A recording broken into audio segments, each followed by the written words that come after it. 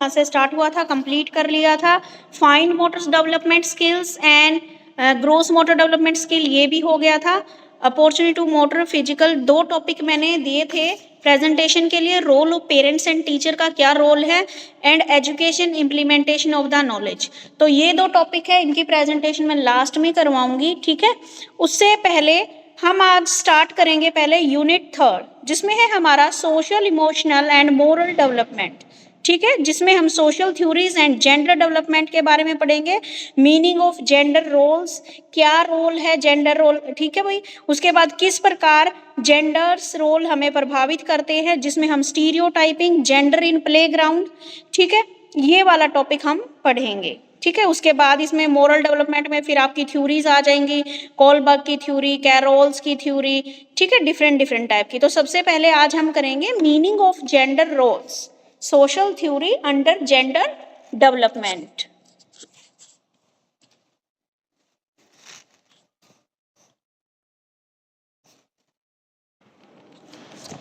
Gender role क्या होता है भाई? जेंडर रोल बेसिकली जो हमारा सोशल स्ट्रक्चर्स होता है उसके ऊपर क्या होता है, बेस्ड होता है, यानी कि हमारे सामाजिक संरचना पर आधारित होता है। सोशलाइजेशन के जो डिफरेंट डिफरेंट शोर्स हैं वो इन रोल्स को क्या करते हैं, सुदृढ़ करते हैं।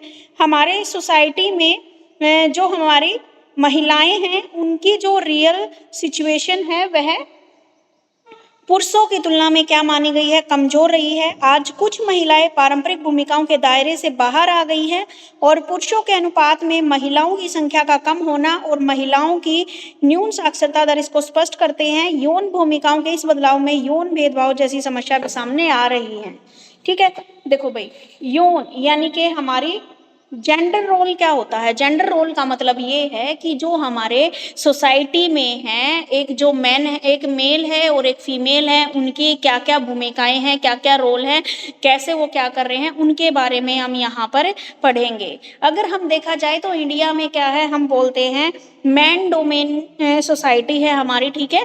मेंस को क्या है, ज्यादा महत्व दिया जाता है बजाय कि फीमेल के, ठीक है। तो यहाँ पर मेल की जो भूमिका है, अगर ट्रेडिशनल अप्रोच देखा जाए तो मेल की भूमिका यहाँ पर क्या रही है, बिल्कुल सर्वोपरि रही है समाज में, और महिलाओं की जो सिचुएशन है वह क्या है, पुरुषों की तुलना में कमजोर रही है। लेकिन आज क्या है, आज के टाइम पे जो हमारी फीमेल मेंबर हैं वो इन ट्रेडिशनल रोल बाउंड्रीज के बाहर आ रही हैं। आजकल वो भी क्या है, एजुकेशन प्राप्त कर रही है और हर एक फील्ड में क्या है, आगे निकल रही है, ठीक है। उसके बाद क्या है, यहाँ पर सबसे पहले बात करेंगे हम जेंडर होता क्या है। जेंडर क्या है, एक जटिल प्रकार के टर्म है जिसके अंतर्गत हम जेंडर स्टीरियोटाइप तथा जेंडर आइडेंटिटी के बारे में क्या है, कंसेप्ट को पढ़ते हैं। जेंडर क्या है? जेंडर क्या है, एक टर्म है जो हमें ये बताती है कि जेंडर आइडेंटिटी करवाती है, ठीक है। जो हमारा जेंडर है कि मेल है या फीमेल है, उसकी पहचान किसके द्वारा कराई जाती है, जेंडर लिंग के द्वारा, ठीक है। अब इसमें क्या है हमारा, ये था इसका मीनिंग। यौन यानी कि जेंडर रोल, जेंडर रोल या यौन भूमिका का मतलब है कि समाज में पुरुष का क्या स्थान है और महिला का क्या स्थान है, वो क्या क्या कर रहे हैं, उसकी भूमिका जो दर्शाते हैं उसी को हम क्या बोलते हैं, जेंडर रोल बोलते हैं, ठीक है। और इसमें मेन क्या है, जेंडर आइडेंटिफाई करना है, ये सारी चीजें आती है इसमें। इसमें डिफरेंट डिफरेंट जो हमारे कल्चर है उसमें हमारे इमेज, वैल्यूज, जो भी हमारी बिलीव्स हैं, जो भी हमारे मॉडल्स हैं, ये बने हुए हैं। हर कल्चर में क्या स्पष्ट रूप से परिभाषित किया गया है कि किसका काम कौन करेगा, ठीक है। यानी कि हमारी सोसाइटी में क्या है, काम डिवाइड कर रखे हैं। जैसे आज भी क्या है, चाहे फीमेल किसी भी पोस्ट पे चले जाए, घर के काम लगा लो, बच्चों की देखभाल लगा लो, वो आज भी क्या है, फीमेल ही करती हैं, ठीक है।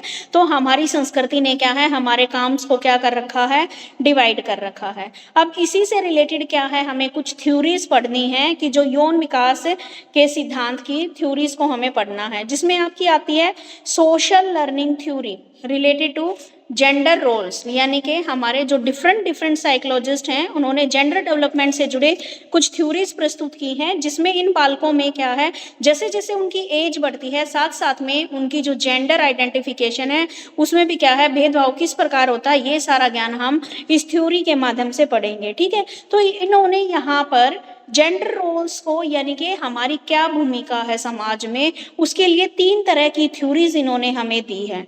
ठीक है, एक तो फर्स्ट थ्योरी दी है हमारी सामाजिक अधिगम से संबंधित सिद्धांत, सोशल लर्निंग थ्योरी। दूसरी दी है इन्होंने जेंडर स्कीमा थ्योरी, यौन तत्व सिद्धांत या यौन स्कीमा सिद्धांत। और तीसरी दी है इन्होंने theory related to cognitive development. ठीक है, संज्ञानात्मक विकास से जुड़ी हुई यौन भूमिकाओं की थ्योरी। ठीक है, तो सबसे पहले इस क्वेश्चन में क्या करना है, सबसे पहले तो आपको बताना है कि what do you mean by gender role, यानी कि यौन भूमिका से आप क्या समझते हैं। ठीक है, वो आपने बता दिया यौन भूमिका क्या होती है। और उसके बाद हमें सीधा आना है जस्ट इनकी थ्योरीज के ऊपर। 3 प्रकार के सिद्धांत इसमें यहाँ पर दिए गए हैं।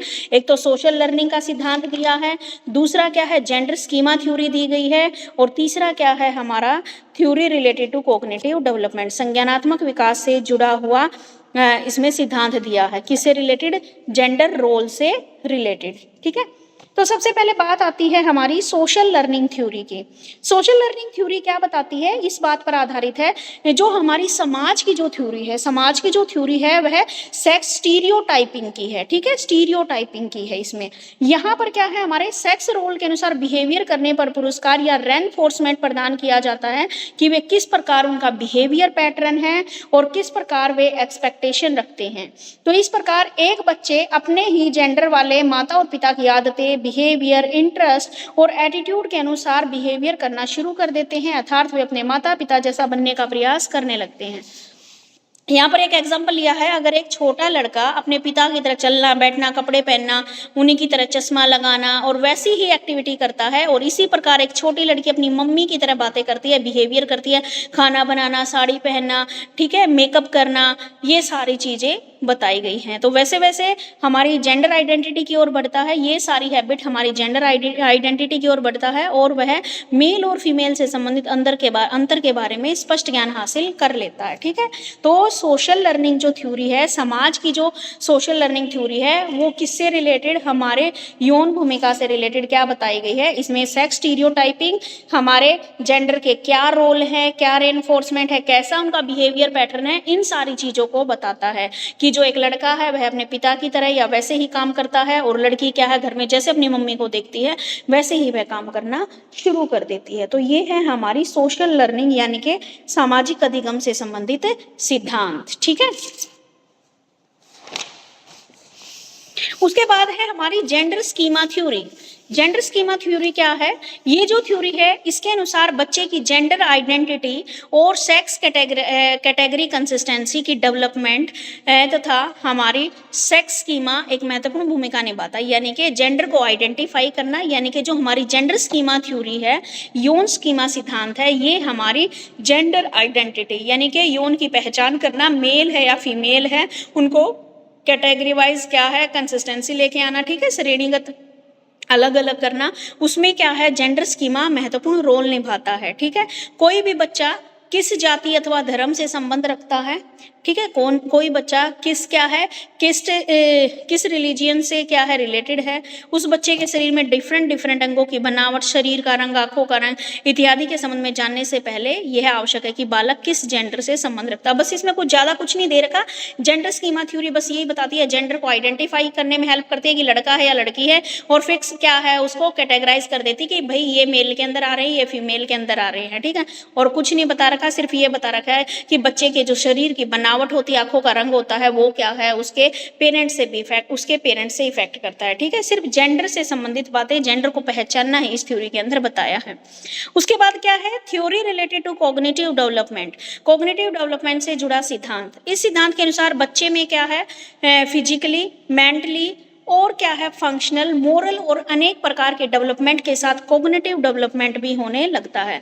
यानी कि ये जो थ्योरी बताती है, ये बताती है कि बच्चे के अंदर शारीरिक विकास, मानसिक विकास, क्रियात्मक विकास, नैतिक विकास, ये सारे के सारे विकास क्या है, हमारे संज्ञानात्मक विकास से से होते हैं। प्रारंभ में बच्चे को अपने बारे में किसी प्रकार का कोई ज्ञान नहीं होता है। जब बच्चा पैदा होता है उसको अपने बारे में कुछ नहीं मिलता, लेकिन जैसे जैसे धीरे धीरे वह दूसरों के साथ मिलता है, उसे पता लग जाता है, समाज में रहता है कि जब 2 वर्ष तक का बच्चा होता है तो उसे अपने आत्म के बारे में स्पष्ट ज्ञान हासिल कर लेता है और वह जान लेता है कि वह कौन है। ठीक है, 2 साल तक बच्चे को पता लग जाता है, अपनी जेंडर स्टेबिलिटी की ओर बढ़ता है, उसको पहचान हो जाती है, भाई मेरा नाम ये है, मैं एक लड़का हूँ या लड़की हूँ।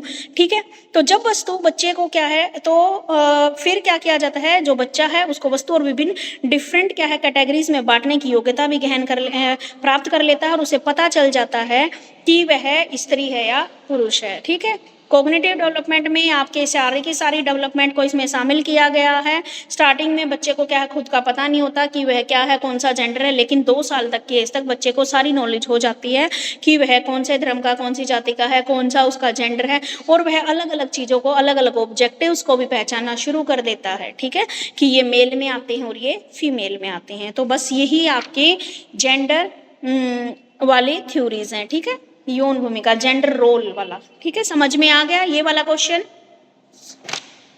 Yes ma'am. ठीक है बेटा, अब इसका क्या क्या बताया गया है कि जेंडर रोल इन्फ्लुएंस और जेंडर रोल्स, जेंडर रोल का क्या प्रभाव पड़ता है। मीनिंग ऑफ जेंडर अब है इन्फ्लुएंस ऑफ जेंडर रोल्स। ठीक है, यानी कि जो हमारी यौन भूमिका है उसका क्या प्रभाव पड़ता है। अगर हम मॉडर्न इंडिया में देखा जाए तो जो हमारी वुमेन्स है उसकी जो लाइफस्टाइल है उसमें कहीं बहुत पहले से बहुत बेहतर क्या है सुधार हुआ है, लेकिन अभी भी बहुत सारे एरियाज ऐसे हैं जहाँ पर क्या है औरतें अब भी पीछे हैं। ठीक है, अब देखते हैं भाई इसका क्या क्या प्रभाव पड़ा है। बाहरी जगत से संपर्क का अभाव, यौन आधारित भूमिकाओं में निम्नलिखित प्रभाव पड़े हैं। सबसे पहले क्या है, मेल डोमिनेंट सोसाइटी। ठीक है, पुरुषों पर निर्भरता, बाहरी जगत से संपर्क का अभाव, आगे है उनकी लैक ऑफ एजुकेशन, जो भी हमारे रीति रिवाज हैं। ठीक है, ये चीजें क्या करती हैं, यौन भूमिकाओं पर प्रभाव डालती हैं। एक तो क्या क्या बताया गया है भाई, पुरुषों पर निर्भरता, ठीक है, रीति रिवाज, हमारी लैक ऑफ एजुकेशन, बाहरी संसार से क्या है संपर्क का अभाव है। ठीक है, तो यौन क्या है, सबसे पहले बात देखते हैं, जो जेंडर है एक जटिल प्रकार की टर्म है जो हमें जेंडर स्टीरियोटाइप, जेंडर रोल दोनों को शामिल करती है। ठीक है, जेंडर जो रोल है उसकी पहचान पर प्रभाव डालने वाले कारक करते हैं, जिसमें लगभग 2 वर्ष तक की आयु का बच्चा जेंडर आइडेंटिफिकेशन कर लेता कि वह लड़का है या लड़की है। तो जो हमारा जेंडर रोल है उसमें अनेक कारक भेदभाव उत्पन्न करने के लिए उत्तरदायी होते हैं, और वे कारक है, सबसे पहले बात आती है dependence of male dominant society. ठीक है, पुरुषों पर निर्भरता। परिवार में विशेषकर अगर हम भारतीय समाज में देखा जाए तो जो महिलाएं हैं उनकी विभिन्न महिलाओं को क्या है डिफरेंट रोल्स प्ले करने पड़ते हैं अपनी लाइफ में। जैसे कभी वह पत्नी का रोल प्ले करती है, कभी वह एक बहन का रोल प्ले करती है, तो कभी वह एक माता का रोल प्ले करती है। ठीक है, तो इस प्रकार क्या है उसको एक स्त्री को कई सारे रोल से निभाने पड़ते हैं। पुरुषों पर स्त्रियों की निर्भरता यौन भूमिकाओं को प्रभावित करती है, यानी कि हमारा समाज क्या है, यहाँ पर क्या माना जाता है कि भाई पुरुष ही कमा कर लाएंगे, औरतें कमा कर नहीं लाएंगी। ठीक है, तो पुरुषों पर निर्भरता है, ये इसको प्रभावित करती है। दूसरा है रीति रिवाज। पहले के लोग क्या है एक परिवार में रहते थे। ठीक है, जीवन निर्वाह के लिए अन्य स्थानीय लोगों के साथ अंतरक्रिया करना भी आवश्यक था, तो परिवार को आधार बनाकर मनोरंजन, त्योहार आदि कार्यक्रम तय किए जाते थे, योजना बनाई जाती थी। इस प्रकार क्या है जो महिलाएं थी वो रीति रिवाजों से जकड़ी हुई थी। ठीक है, उसके बाद शिक्षा का अभाव, महिलाओं के लिए क्या है शिक्षा का भी अभाव था, उनको क्या है प्रॉपर एजुकेशन नहीं दी जाती थी। इसके कारण भी क्या है वह अपनी यौन भूमिकाओं में सुधार नहीं कर पाई थी, औपचारिक शिक्षा उनको नहीं दी जाती। लेकिन अब क्या है समय बदल रहा है, बाहरी संसार से संपर्क का अभाव, यानी कि जो हमारी मेल डोमेन है, यानी कि मेल तो क्या थे घर से बाहर रहते थे और फीमेल क्या है घर के अंदर ही रहती थी, उनका क्या है बाहरी जो संसार है उनके साथ कोई संपर्क नहीं रहता था। अब संपर्क नहीं रहता था तो वो तो क्या है घर में ही रहती थी, तो उनको इतनी नॉलेज नहीं थी। तो इस प्रकार हम बोलते हैं कि जो महिलाओं की भूमिका है उसमें बहुत बदलाव आया है। ठीक है, महिला स्वतंत्रता आंदोलन में भी यौन भूमिकाओं में परिवर्तन हुए हैं। हर क्षेत्र में महिलाओं की सहभागिता बढ़ने में प्रयत्न हुआ है और कई कानूनी प्रावधान भी किए गए, जैसे पंचायती राज, महिलाओं के कल्याण के लिए संस्थाएं बनाई गई है, महिला एम्पावरमेंट के लिए क्या है अलग अलग प्लानिंग चल रही हैं। तो ये सारी चीज़ें क्या है हमारे यौन जो भूमिकाएं हैं, हमारे जेंडर रोल है उसको प्रभावित करती हैं। ठीक है, तो सबसे पहले इसमें कौन सा क्वेश्चन है, कौन कौन से प्रभाव हैं जो जेंडर रोल्स को प्रभावित करते हैं। एक तो क्या है, पुरुषों पर निर्भरता, ये किसको प्रभावित करती है, ये महिलाओं के रोल को प्रभावित करती है। ठीक है, क्योंकि पुरुषों पर निर्भरता क्या है, हमारे समाज में आज भी यही है कि घर का खर्चा सारा का सारा कौन चलाएगा, घर को कौन चलाएगा, पुरुष चलाएगा। ठीक है, जिसमें भले ही क्या है फीमेल साथ में कमा रही हैं, साथ में जॉब कर रही हैं, लेकिन फिर भी जो इम्पोर्टेंस है वो किसको दी जाती है, कि मेल मेंबर को दी जाती है। दूसरी बात इन्होंने बताई है हमारे रीति रिवाज। ठीक है भाई, एक फीमेल है वो घर में ही क्या है रीति रिवाजों में बंध के रह जाती है, शिक्षा का अभाव हो, उसको प्रॉपर एजुकेशन भी प्रोवाइड नहीं कराई जाती है। लेकिन अब क्या है, मॉडर्न इंडिया में देखा जाए तो ये टाइम चेंज हो रहा है। और क्या बताया गया है इसने, जो एक्सटर्नल जो वर्ल्ड है उसके साथ संपर्क का अभाव है, कम्युनिकेशन का इतना वो नहीं है। लेकिन अब तो फिर भी क्या है, चेंज आ गया। तो ये चार चीजें थी जो हमारे जेंडर रोल्स को प्रभावित करती हैं। ठीक है भाई, आ गया समझ में। Yes ma'am. ठीक है, अगला टॉपिक है हमारा स्टीरियोटाइप। स्टीरियोटाइप क्या होता है, युक्ति रूढ़ि युक्तियों के अर्थ एवं सिद्धांतों पर प्रकाश डालिए। ये 2 नंबर में क्वेश्चन आता है, very important. Stereotype, what do you mean by stereotype. रूढ़ि युक्तियां क्या होती हैं, जो स्टीरियोटाइप है, रूढ़ि प्रक्रिया। इंग्लिश वर्ड स्टीरियोटाइप का क्या है, एक हिंदी ट्रांसलेट है जिसकी जो जो कहाँ से निकल के आया है, जो ग्रीक का वर्ड है स्टीरियोस, उससे निकल के आया है। स्टीरियोस का मीनिंग होता है फॉर्म या सॉलिड। यह शब्द प्रिंटिंग से लिया गया है जिसका प्रयोग डुप्लीकेट इंप्रेशन के लिए किया जाता है। अमेरिकन जर्नलिस्ट वॉटर किपमैन ने साइकोलॉजी में इस शब्द का प्रयोग किया, हमारे मस्तिष्क में किसी चित्र के लिए 1922 में किया था। युक्ति रूढ़ियां किसी विशिष्ट सामाजिक समूह या किसी प्रकार के व्यक्ति के लिए लोकप्रिय विश्वास होती हैं। ठीक है, इसमें बताया गया है भाई, देखो समझने के लायक तो कुछ इन्होंने बताया नहीं, बस जस्ट बता दिया। जो स्टीरियोटाइप है आपका इंग्लिश का एक वर्ड है जो ग्रीक वर्ड स्टीरियोस से लिया गया है, और स्टीरियोस का अर्थ होता है सुदृढ़ या ठोस। अगर देखा जाए तो हमारे समाज में ग्रुप या किसी प्रकार के व्यक्ति की एक लोकप्रिय विश्वास होता है। रूढ़ि युक्ति अंधविश्वासों का एक ऐसा समूह होता है जो गलत या अधूरी सूचना पर आधारित हो, जिसे पूरे सम के लिए इस्तेमाल किया जाता है। देखो भाई, ये बिल्कुल सही बात बताई गई है यहाँ से। जो स्टीरियोटाइप है वह क्या है, हमारे जो अंधविश्वास है उसका एक ऐसा ग्रुप है जिसमें हमें क्या है आधी अधूरी जानकारी दी गई है, और वही आधी अधूरी जानकारी हम क्या करते हैं, पूरे समाज के लिए इस्तेमाल करते हैं। ठीक है, स्टीरियोटाइप में हम क्या करते हैं, डिफरेंस करते हैं, भेदभाव करते हैं कि ये लड़का है, ये लड़की है, लड़के के लिए ये चाहिए, लड़कियों के लिए ये नहीं, ये क्या करेगी, ये तो लड़की है। ठीक है, तो जब हम क्या करते हैं, स्टीरियोटाइप क्या है, एक अंधविश्वास है। ठीक है, जिसमें क्या है भेदभाव किया जाता है लड़का और लड़की के साथ। अगर हम अपनी आम बोलचाल की भाषा में अगर इस शब्द को समझे स्टीरियोटाइप, तो इसका मतलब होता है कि लड़का और लड़की में जब आप भेदभाव करते हो तो वही क्या है, स्टीरियोटाइप है। स्टीरियोटाइप यानी कि एक पुरानी परंपरा या पुरानी सोच है जो लड़कों को तो आगे मानती है और लड़कियों को पीछे मानती है। अब आप देखो, किसी के घर में अगर बहनें बहनें होंगी, मान लो किसी के घर 3 4 5, जो अगर लड़कियां हैं तो वहाँ के जो बड़े बुजुर्ग हैं उनके दिमाग में आएगा कि हाँ भाई ये एक लड़का होना चाहिए नाम चलाने के लिए। ठीक है, तो ये क्या है, एक स्टीरियोटाइप है। स्टीरियोटाइप यानी कि एक अंधविश्वास है कि हाँ भाई लड़के होंगे तभी तुम्हारा नाम आगे जाएगा। क्यों भाई, लड़कियों ने ऐसा क्या कर दिया, लड़कियां भी तो कितना आगे जा रही हैं। ठीक है, लेकिन चाहे लड़की कितनी भी आगे जाए, लेकिन आज भी हमारे जो बुजुर्ग हैं, जो हमारे फादर्स हैं या हमारी मदर हैं या दादा दादी हैं, उनके दिमाग में आज भी वही बात है, वही अंधविश्वास है कि लड़का ही मेन है। ठीक है, तो स्टीरियोटाइप का मतलब ही यही होता है, लड़का और लड़की में भेदभाव करना। ठीक है, ये एक अंधविश्वास का समूह है जिसमें क्या है, हम जो पूरे समाज के लिए हम इस्तेमाल कर रहे हैं। जो स्टीरियोटाइप है उसमें क्या है, नेगेटिव और पॉजिटिव गुणों पर आधारित होता है। ये हमारे इसमें पॉजिटिव और नेगेटिव दोनों तरह के इसमें बांटा गया है। व्यक्तियों में एक समूह में निश्चित विशेषताओं के आधार पर पहचाना जाता है। इसके सिद्धांत क्या बताए गए हैं, इसमें pattern of communication, inter group conflict पर ध्यान दिया जाता है। फिजिकली ओरिएंटेड ह्यूमैनिटी के अनुसार स्टीरियोटाइप वे छवि होती हैं जो एक्यूरेट नहीं होती लेकिन एक दूसरे के प्रोजेक्शंस होती हैं।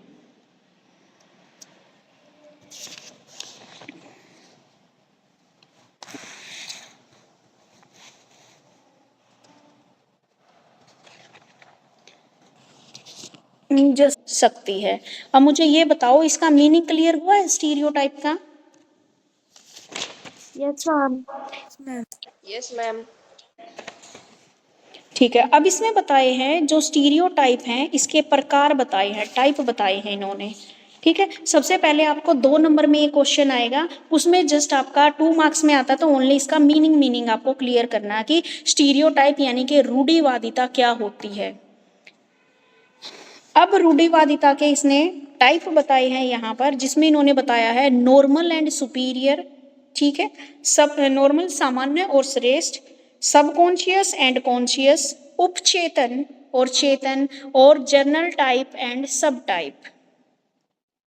सामान्य, नॉर्मल एंड सुपीरियर, इसमें क्या बताया गया आपका, in a group and out a group concept का प्रयोग किया जाता है। इन ग्रुप को क्या है, सामान्य और श्रेष्ठ कहा जाता है। यह वह समूह होता है जिससे व्यक्ति पहले से जुड़ा होता है, और बाह्य समूह वह होता है जो दूसरों का है, इन्हें कम आंका जाता है। और अंतः समूह से इंफीरियर टू इन ग्रुप माना जाता है। देखो बेटा, इसमें क्या है, रूढ़िवादिता के टाइप बताए हैं। एक तो जेंडर से रिलेटेड लिया है हमने। वैसे अगर इसका बेसिकली मीनिंग क्या है, किसी वस्तु के बारे में या किसी व्यक्ति के बारे में या किसी जेंडर के प्रति ऐसा कंसेप्ट हमारे दिमाग में पैदा करना। ठीक है, वो स्टीरियोटाइप है। अब इसने टाइप बताया नॉर्मल और सुपीरियर।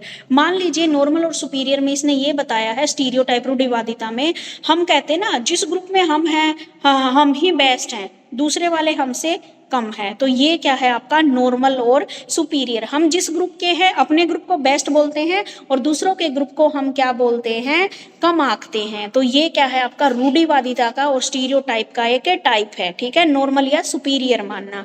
दूसरा है कॉन्शियस एंड सब कॉन्शियस, चेतन और उपचेतन।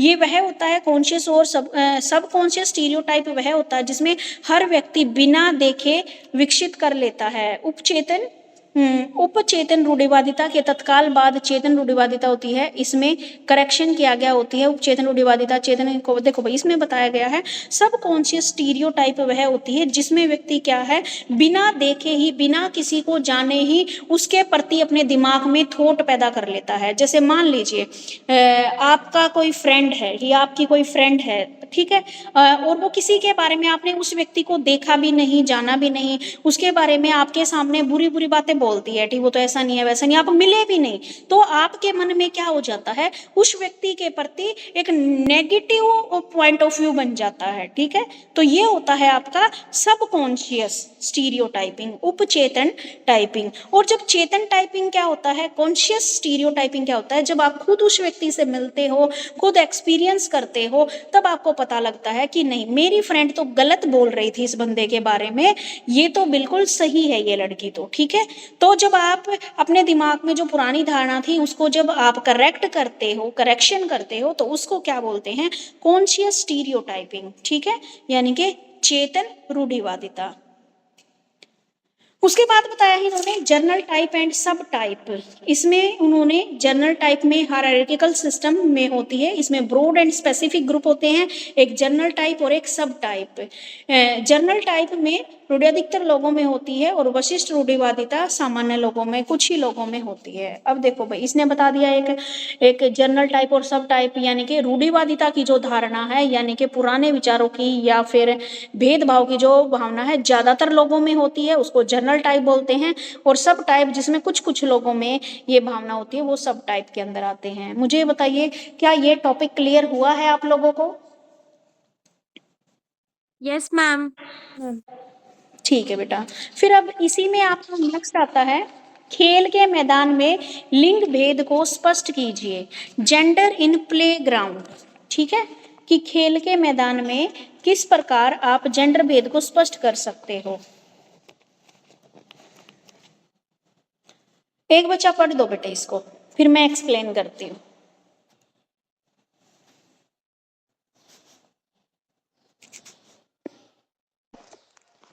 खेल बालकों की एक स्वाभाविक क्रिया है जो आत्म प्रेरित होती है और मनोरंजक भी होती है। यह बालक के जीवन में प्रसन्नता, चंचलता, उत्साह, स्फूर्ति और स्वतंत्रता के भाव को उत्पन्न करता है। खेल के मैदान में बालकों में लिंग संबंधी ज्ञान का विकास होता है। आमतौर पर यह देखा गया है कि बालकों के खेल का विकास उनके साथी समूह से भी प्रभावित होता है। कई बार यह देखा गया है कि बालक के मित्र जिन खेलों को खेलते हैं और जिस प्रकार खेलते हैं, वह बालक भी उन्हीं खेलों को उस प्रकार खेलने लग जाता है। यह देखा गया है कि बालक के साथ जब अधिक साथी होते हैं, तब बालक उन्हीं खेलों को खेलता है जिसमें सब बालक खेल खेल सकते हैं। जब तक एक बच्चा छोटा होता है, वह सामूहिक रूप से खेलता है, लेकिन जैसे जैसे उसकी उम्र बढ़ती जाती है, उसकी खेल अभिवृत्तियों पर लिंग हावी होता जाता है।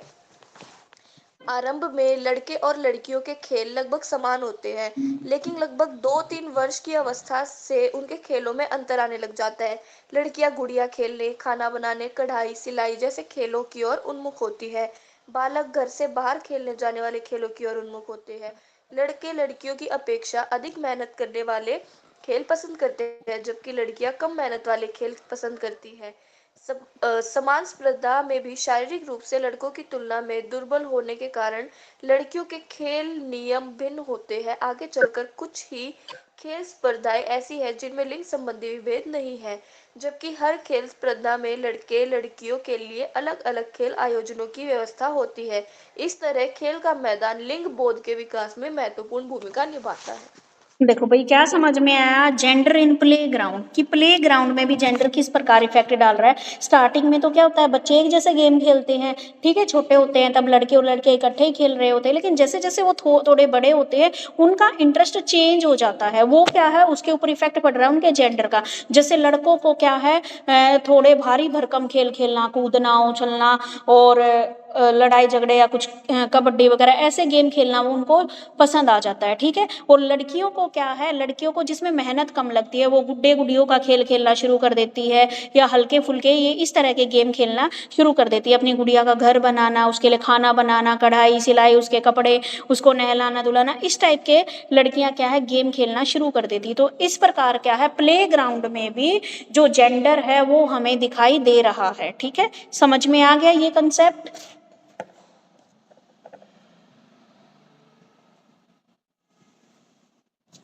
Yes, ma'am. ठीक है।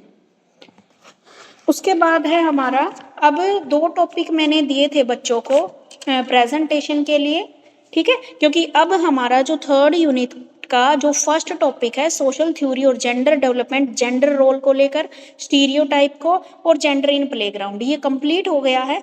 दूसरा फिर क्या है, नया टॉपिक हो जाएगा मोरल डेवलपमेंट वाला, ठीक है। तो अब सबसे पहले जिसको मैंने टॉपिक दिया था role of parents and teacher वाला, ये क्या इफेक्ट डालते हैं हमारी फिजिकल और मोटर डेवलपमेंट में, ये वाला बताइए। अब वापस शिफ्ट हो जाइए 2nd यूनिट में, क्योंकि अब 3rd यूनिट का आज मेरे को इतना ही कराना था, बाकी जो मोरल डेवलपमेंट की थ्योरी है वो मैं नेक्स्ट क्लास में करवाऊंगी। अब 2nd यूनिट के टॉपिक पे वापस आ जाइए।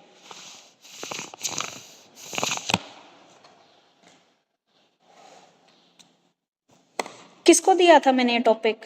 खुशी, आपने बोला था ना? Yes, ma'am. Yes, ma'am. चलो स्टार्ट हो जाइए। मैम, जैसे कि हमें पता ही है ग्रोस का और फाइन मोटर स्किल्स का क्या मतलब है कि ग्रोस में हम लार्ज मसल्स की अपनी डेवलपमेंट करते हैं और फाइन में हम स्मॉल मसल्स की एबिलिटीज को डेवलप करते हैं।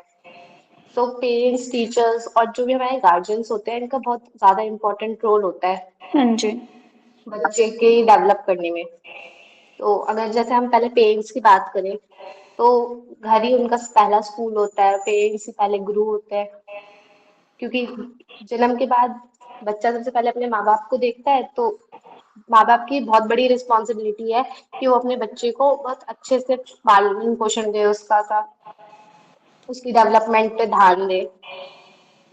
और ये भी बहुत जरूरी है कि उनको थोड़ी बहुत ना इस चीज की नॉलेज होनी चाहिए कि कौन से स्टेज पे बच्चा क्या सीखता है, कौन सी एक्टिविटीज उसको। जैसे कई बार होता है कि पेरेंट्स अपने बच्चे से ज्यादा उम्मीद लगा लेते हैं कि जैसे वो 5 महीने का है तो उसको बैठना आ जाना चाहिए करके।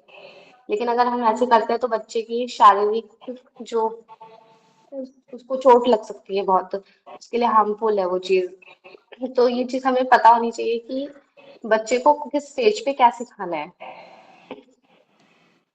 और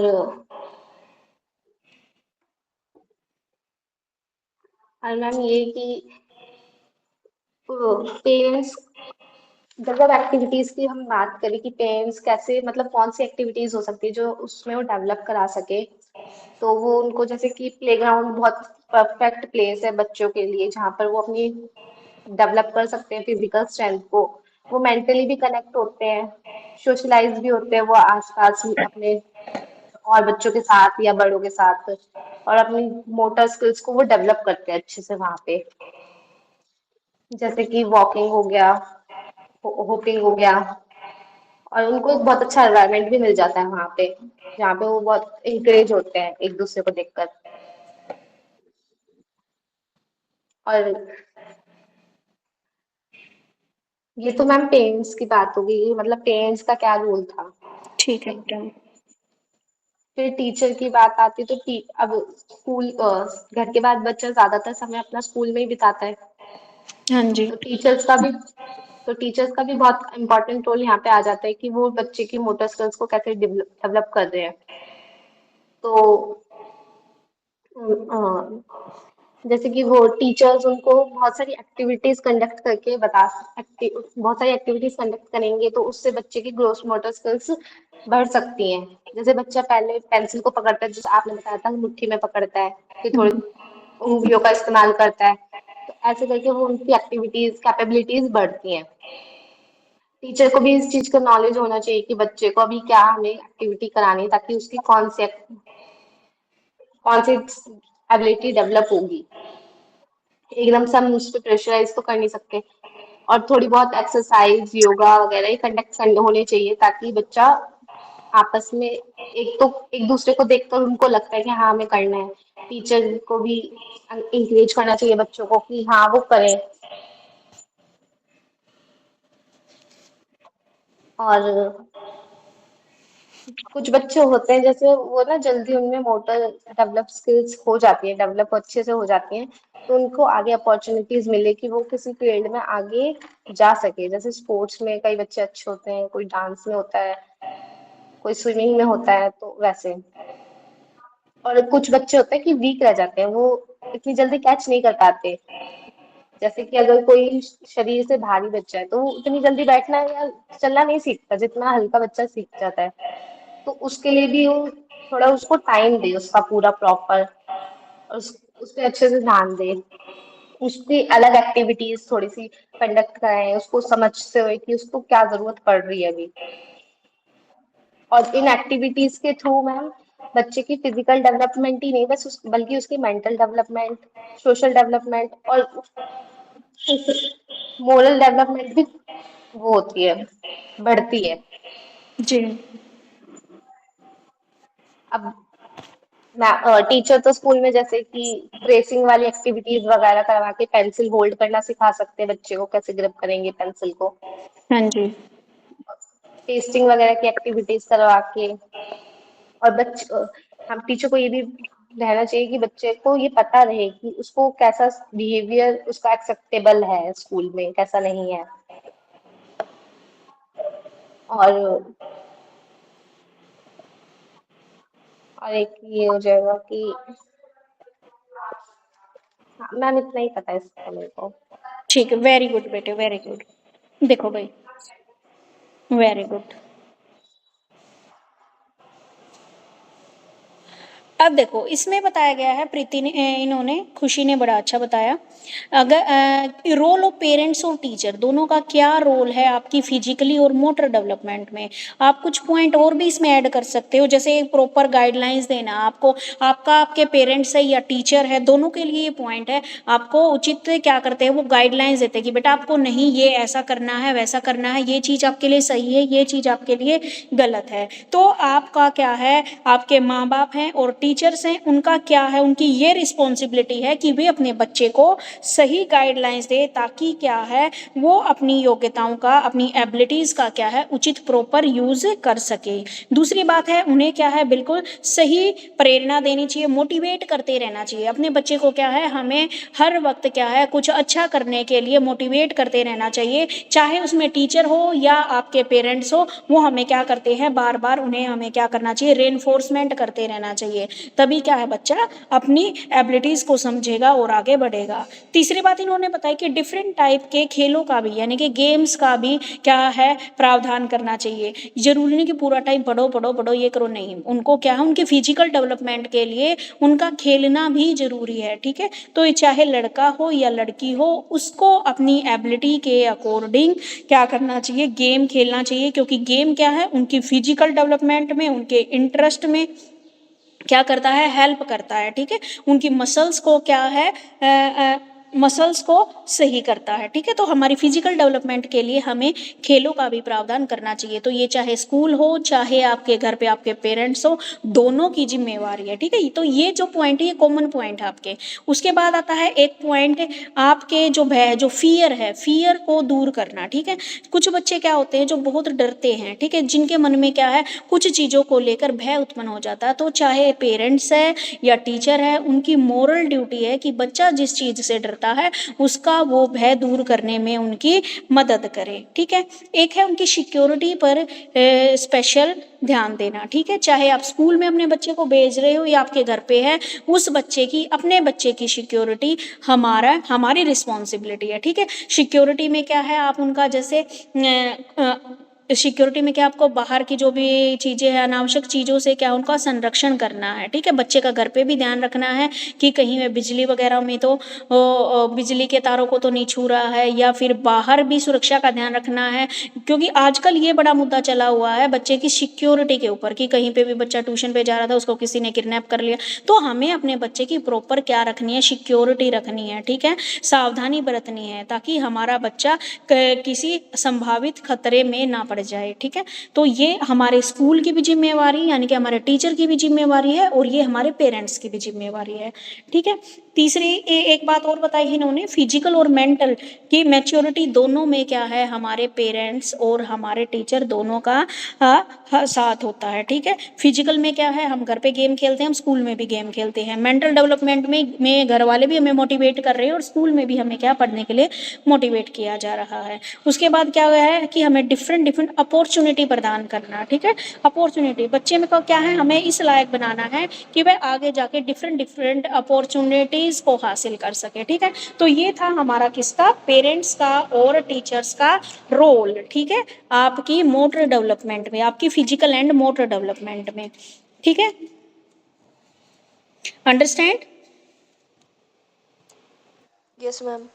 ठीक है। अब नेक्स्ट टॉपिक था हमारा education implication of knowledge of motor development, क्रियात्मक विकास के ज्ञान का क्या शैक्षणिक महत्व है। ये क्वेश्चन मैंने किस बच्चे को बताया था? एक तो उमा शंकर को बोला था, और दूसरा कौन बच्चा था?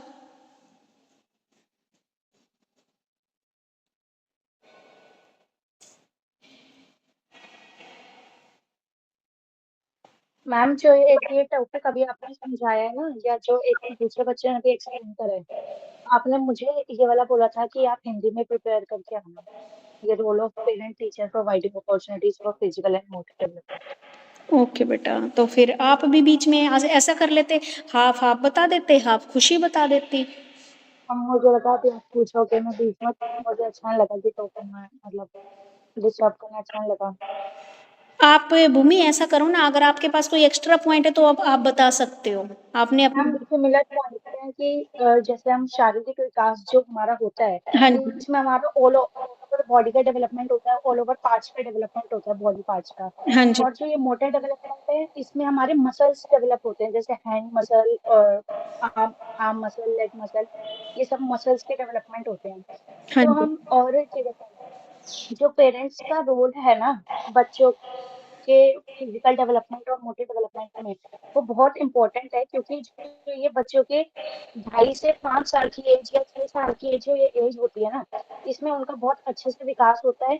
और मतलब अगर हम बच्चे को मोटिवेट करें, अच्छे से सिखाएं, तो वो ज्यादा अच्छे से सीख सकते हैं। और कुछ गेम्स हैं, जैसे हम आउटडोर गेम्स करवाएं, हाइड एंड सीक प्ले कराएं उनके मन के अकॉर्डिंग, टग ऑफ वॉर करवाएं आउटडोर गेम्स, तो ये वाली गेम्स करा सकते हैं। कुछ scavenger Hunt like climbing activity करा सकते हैं, जंपिंग, रनिंग, वॉकिंग, ये सब एक्टिविटीज भी करवा सकते हैं फिजिकल एंड मोटर डेवलपमेंट के लिए। और बट इन इन में करने में ना हमें जैसे कुछ पेरेंट्स का रोल होता है, पेरेंट्स और टीचर का सेम रोल है, कुछ डिफरेंट रोल नहीं है, दोनों को ही उनको खेल के नियम समझाने चाहिए सबसे पहले, कि वो चीटिंग ना करें, प्ले में फेयर खेलें एक सबके साथ। और दूसरा है कि हर किसी बच्चे को ना अवसर प्रदान करना है, लाइक कि मतलब कोई भी बच्चा ये नहीं है कि छूट रहा हो, हर बच्चे को एक एक अपॉर्चुनिटी देनी ही देनी जरूरत है। कि इस बच्चे से नहीं हो पाता तो हम इसको ना दे, ये नेगेटिव पॉइंट है। और बच्चे को अच्छे से सही गाइडेंस देनी है। गाइडेंस देके क्या होगा कि बच्चे में कॉन्फिडेंस डेवलप होगा। और बच्चे, अगर हमें लगता है कि बच्चा इस चीज में फियर करता है, कि बच्चा डर रहा है, तो हम उस चीज को या तो करवा मतलब उससे करवाएं, ये नहीं कि उसको छोड़ देना है, करवाना जरूर है, ताकि उसका भय दूर हो, फियर दूर हो उस चीज से। उसके आसान तरीके ढूंढ रहे हैं, आसान से आसान, तो बच्चा डरे भी ना और वो चीज को जल्दी सीख जाए। हमें कोई चीज को लीव नहीं करना है, खेल के भी इसमें। और बच्चे की सुरक्षा पे बल देना है कि बच्चा सेफ रहे, खेलते टाइम को चोट ना लगे, इंजरी ना हो।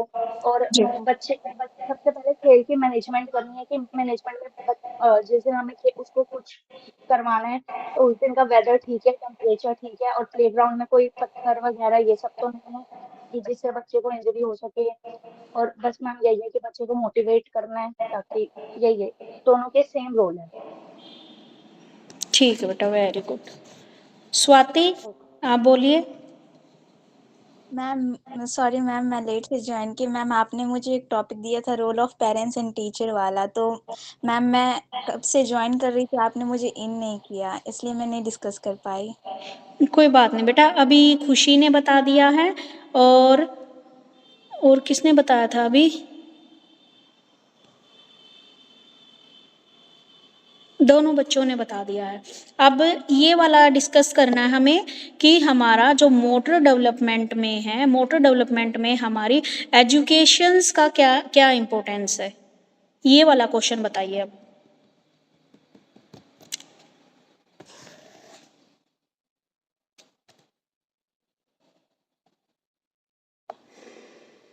सेकंड वाला क्वेश्चन मैंने किस किस को दिया था?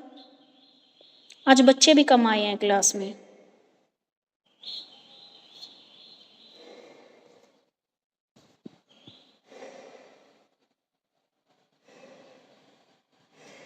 उमा शंकर,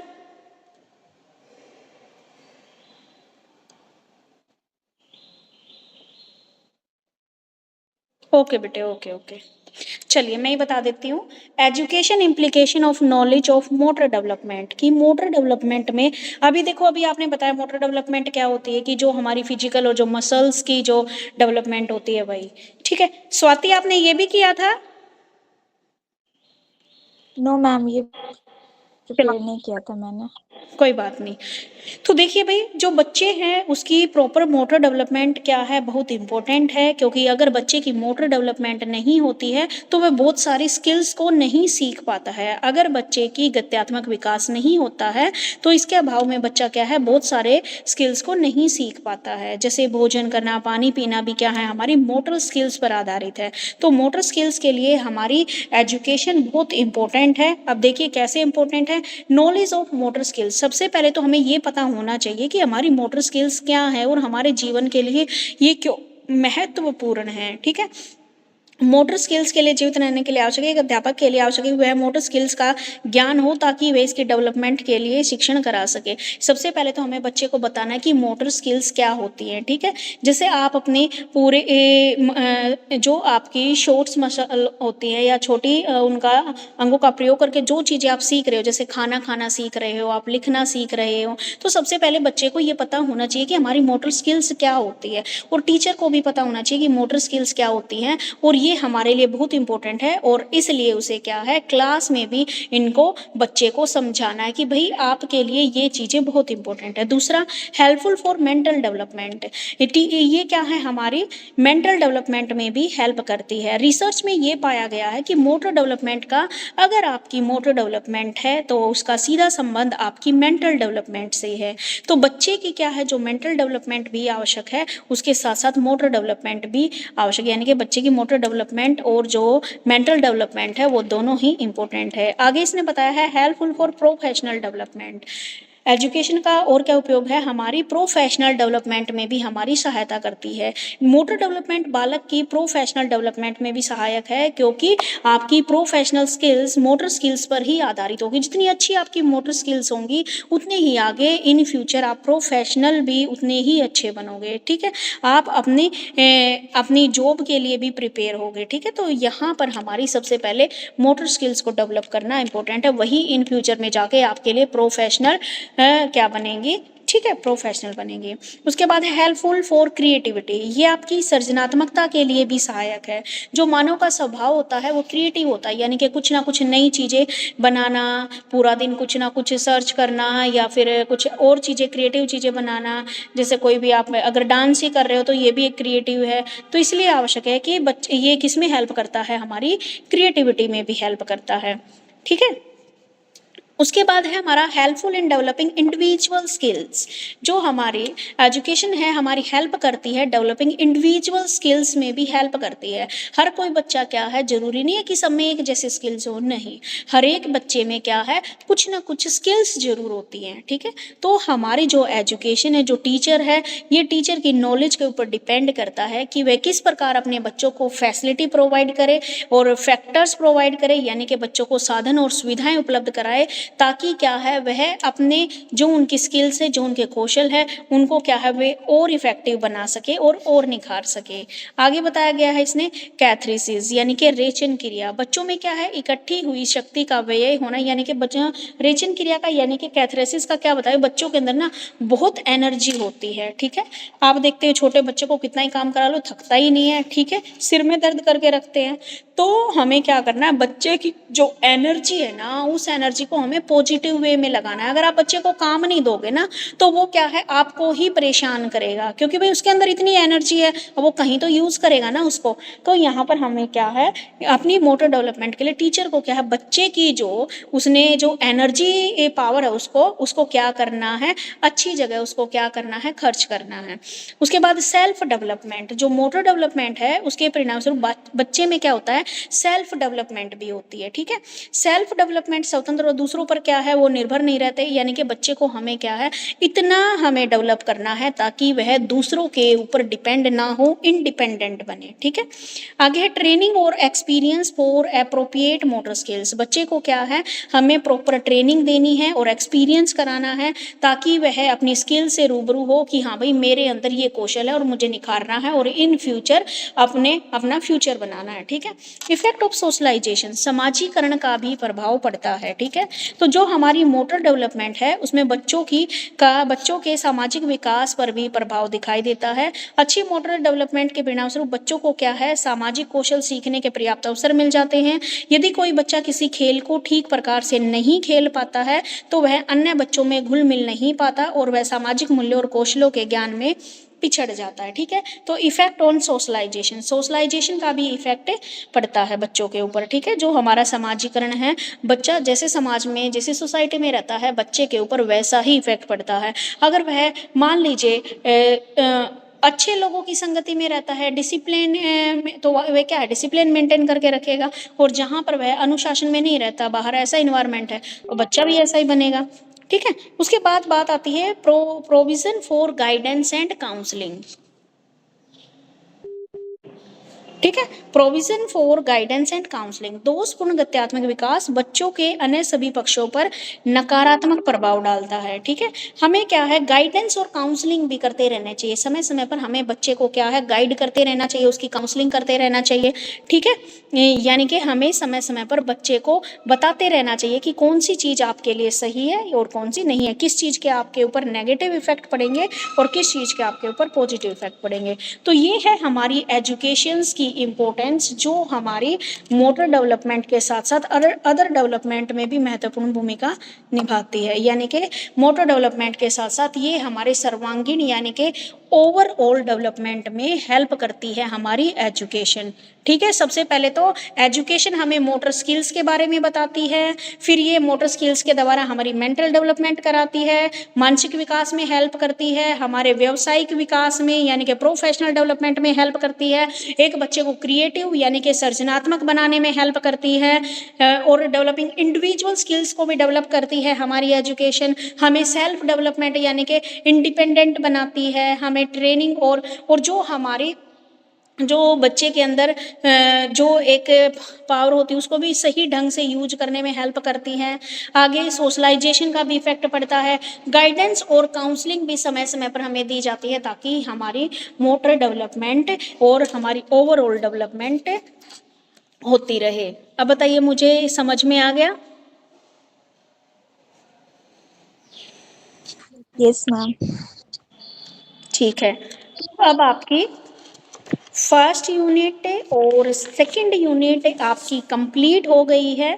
थर्ड यूनिट का आपका एक टॉपिक कंप्लीट हो गया है। ठीक है, जेंडर वाला। ठीक है, जेंडर रोल्स वाला टॉपिक आपका कंप्लीट हो गया है। अब हम इसमें ये जो हमारी थर्ड यूनिट, एक बार बता दूं, फर्स्ट यूनिट 15 मार्क्स की थी, आप लोगों ने कंप्लीट कर ली है। सेकंड यूनिट 10 मार्क्स की थी, यानी कि आपकी हो गई अब 30 मार्क्स का सिलेबस आपका कंप्लीट हो गया है।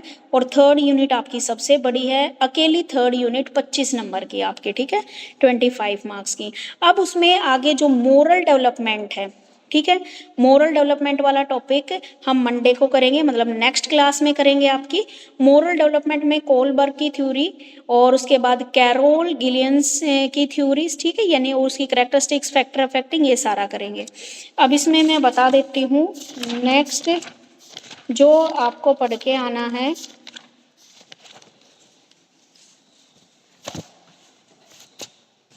यहाँ तक बच्चे किसी को कोई प्रॉब्लम हो तो आप पूछ सकते हो मेरे से।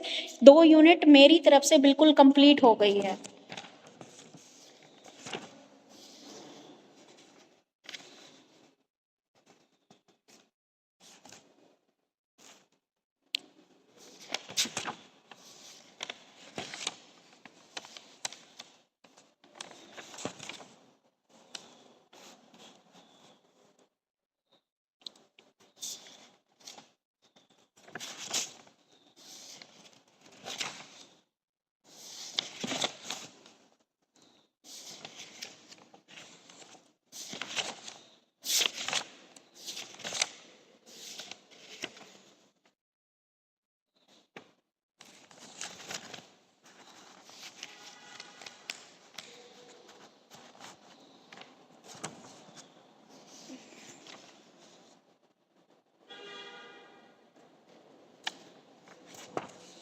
ठीक है, तो मैं नेक्स्ट क्लास में कराऊंगी मोरल डेवलपमेंट। अब आगे के जो टॉपिक हैं वो तो मुझे ही कराने पड़ेंगे क्योंकि कुछ थ्योरीज दे रखी हैं। ठीक है, थ्योरीज मुझे ही समझानी पड़ेंगी। अब ये देखिए, ये वाला क्वेश्चन निकालिए एक बार, basic understanding of emotions, theories से नेक्स्ट वाले पेज पे देखो एक बार, इमोशंस वाला।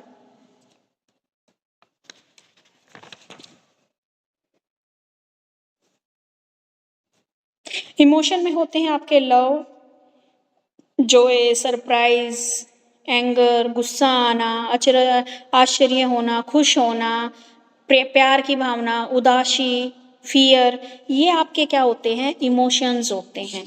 ठीक है, मिल गया क्वेश्चन? यस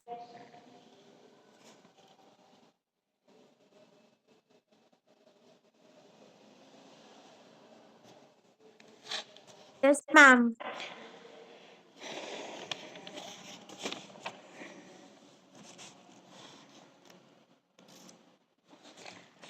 अब बताओ मंडे को मुझे कोई भी बच्चा, कौन सा बच्चा इमोशंस के बारे में बताएगा? मेरे को तो देखो बताना ही है, कौन सा बच्चा करके लाएगा इसके ऊपर basic understanding of emotions? Ma'am मैं कर लूंगी मैं प्रीति। बताऊंगा मैं।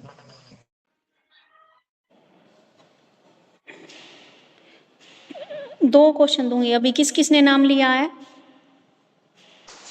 मैम मैम प्रीति। मैं प्रीति और उमा शंकर। ठीक है, हाफ हाफ डिवाइड करोगे फिर आप इसको।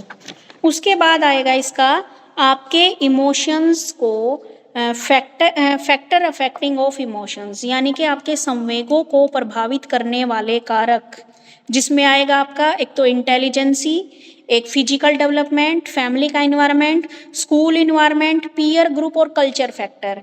ये सारे फैक्टर्स आपके इमोशंस को क्या करते हैं, प्रभावित करते हैं। ठीक है, तो इसको कौन बताएगा नेक्स्ट क्लास में? मैम मैं बता दूंगी। दिव्या, ठीक है।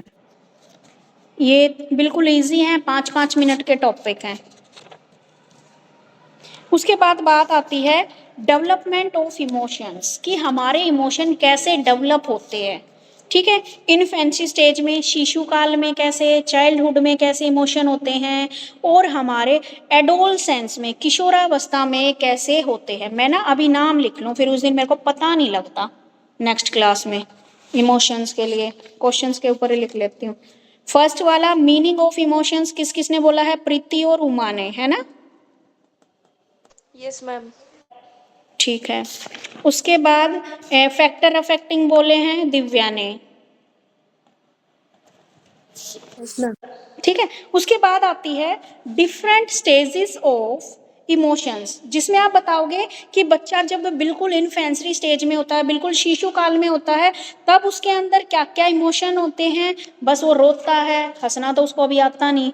ठीक है, कौन कौन से इमोशन होते हैं जब बच्चा बचपन में होता है, तब क्या क्या सीख जाता है, और किशोरावस्था में। तो ये क्वेश्चन कौन बताएगा नेक्स्ट क्लास में?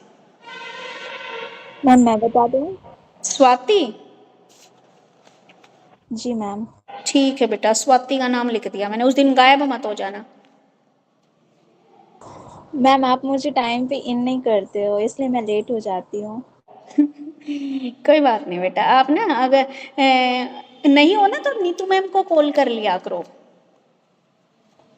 जी मैम। ओके। मैम टॉपिक बता दीजिए एक बारी। आपका टॉपिक है डेवलपमेंट ऑफ इमोशन। पहले ढूंढो, अपनी बुक में ढूंढो, कहीं मिले नहीं आपको टॉपिक। मैम मैं वो आपके लेक्चर से समझ के करती हूँ, क्योंकि मेरे पास बुक्स नहीं है।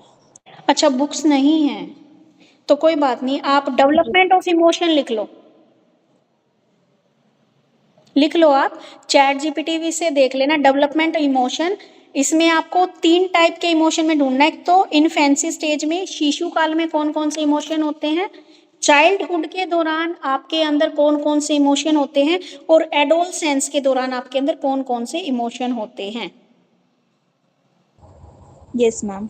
ठीक है, अब उसके बाद आती है डिफरेंट टाइप ऑफ इमोशन, जिसमें क्या है आपके देख लेते हैं पर इमोशन वाले में और क्या क्या टॉपिक हैं। करेक्टरिस्टिक्स, फैक्टर अफेक्टिंग, वैसे तो इतना ही है बस, करेक्टरिस्टिक्स और फैक्टर अफेक्टिंग ऑफ इमोशन। अब एक है आपका मेथड बता रखे हैं कि कौन कौन से मेथड से आप अपने इमोशंस को कंट्रोल कर सकते हो। देखो, है ये क्वेश्चन आपकी बुक में?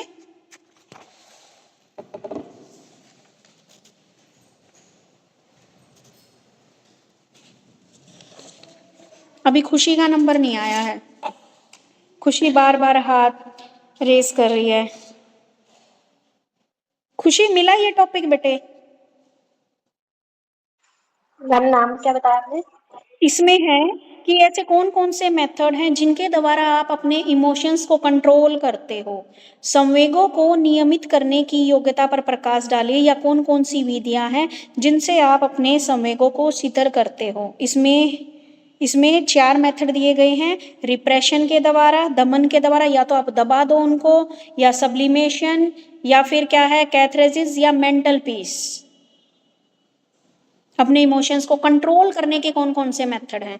एक तो दबा दो बिल्कुल, भाई बच्चा जिद करता मुझे ये चाहिए, गुस्सा किया उसको दबा दिया, नहीं मिलेगा।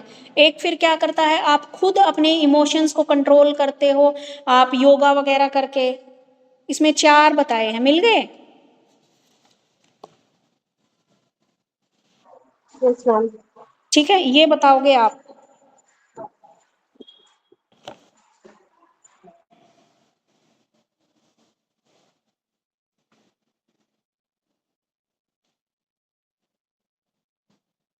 अब एक आती है टीचर का क्या रोल है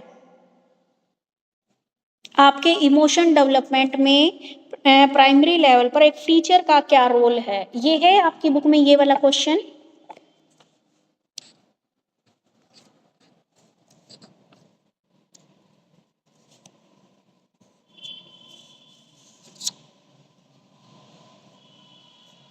मिला टीचर का क्या रोल है?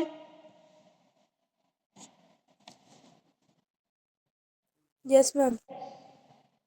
ठीक है, अब जो इन बच्चों ने बोल दिया ना, इनके अलावा बच्चे बोलो।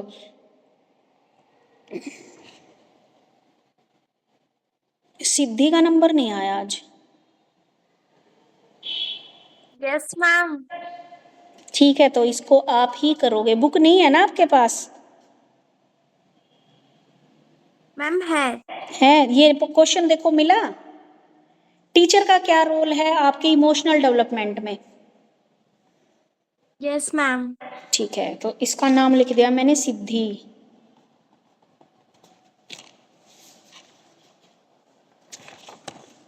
बस लगभग ये टॉपिक फिर कंप्लीट ही हो जाएगा आपका।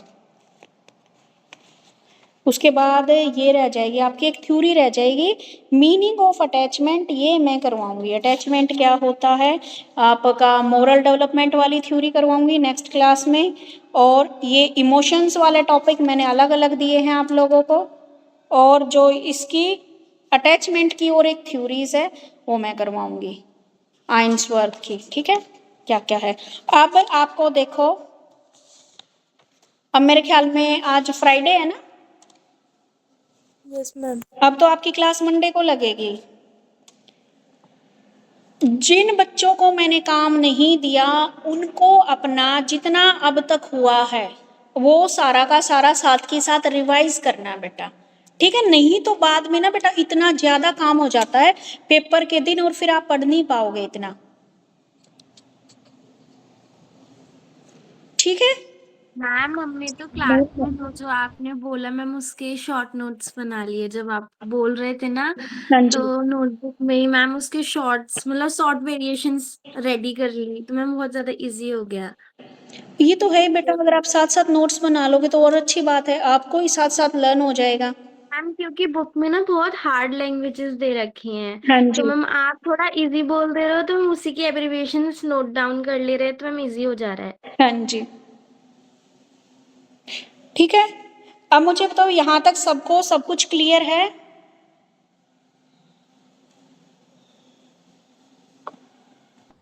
Yes ma'am. Yes ma'am. बेटा मंडे टू फ्राइडे होती है ना आपकी क्लास, मंडे टू फ्राइडे का ही तो मैसेज होगा ना।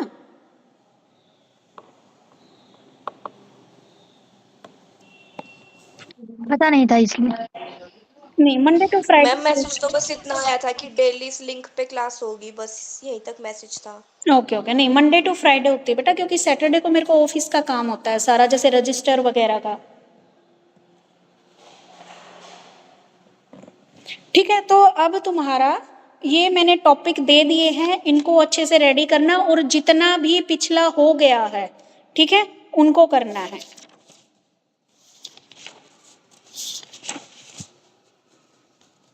नाजिया समझ में आ रहा है बेटा?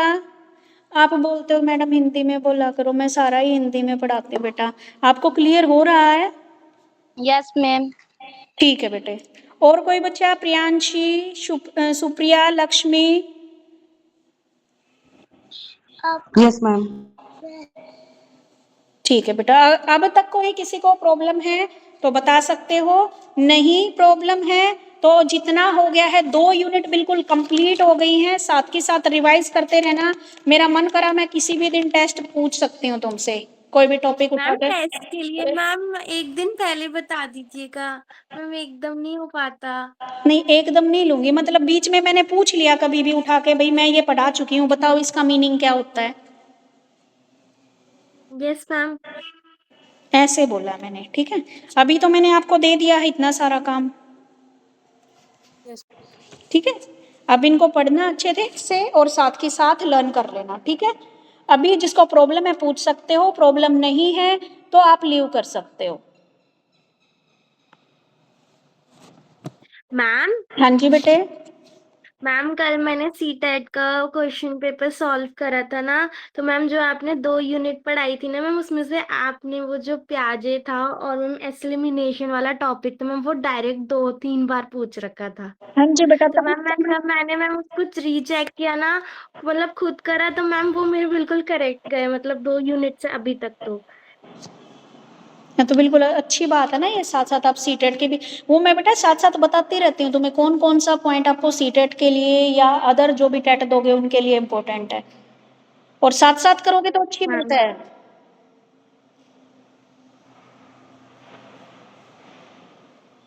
बेटा डाउट के लिए मैं क्लास में पूछ लेती हूँ, कोई डाउट रहता ही नहीं आप लोगों को, है ना।